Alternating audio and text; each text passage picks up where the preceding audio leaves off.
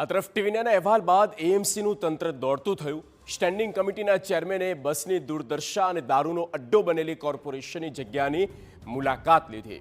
એએમસીની ઓફિસમાં ગંદકી અને દારૂની બોટલો મળી આવતા સ્ટેન્ડિંગ કમિટીના ચેરમેન આકરા પાણીએ થયા।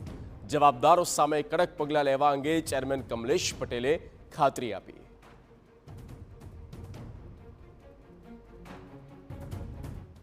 TV9ના અહેવાલ બાદ જે ઇલેક્ટ્રોનિક બસ છે તે પડી રહી હતી, તેનો ઉપયોગ થતો ન હતો। વડાપ્રધાન નરેન્દ્ર મોદી પણ આ બાબતે ગંભીર છે કે ઈંધણની બચત થાય। આપણી સાથે સ્ટેન્ડિંગ કમિટી ચેરમેન છે, તેમની સાથે વાત કરીશું। ચેરમેન સાહેબ, જે રીતે આપે વિઝિટ કરી, આપને શું લાગ્યું?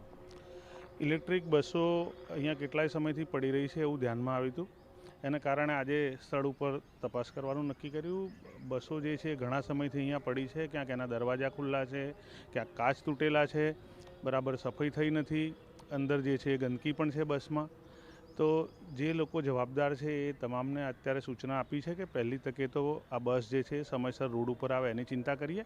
સાથે સાથે જે બેદરકારી અહીંયા આગળ દાખવવામાં આવી છે એ જવાબદાર લોકોની સામે પણ પગલાં ભરવામાં આવે। તો જે રીતે આપે જોયું કે ગંદકી તો છે, સાથે સાથે દારૂની બોટલો અને તે પ્રકારની વસ્તુઓ પણ છે, આ બાબત કેટલી ગંભીર ગણી શકાય? કારણ કે 24 કલાક જ્યારે સિક્યુરિટી રહેતી હોય, આ બાબતે કયા પ્રકારના પગલાં લેવાશે?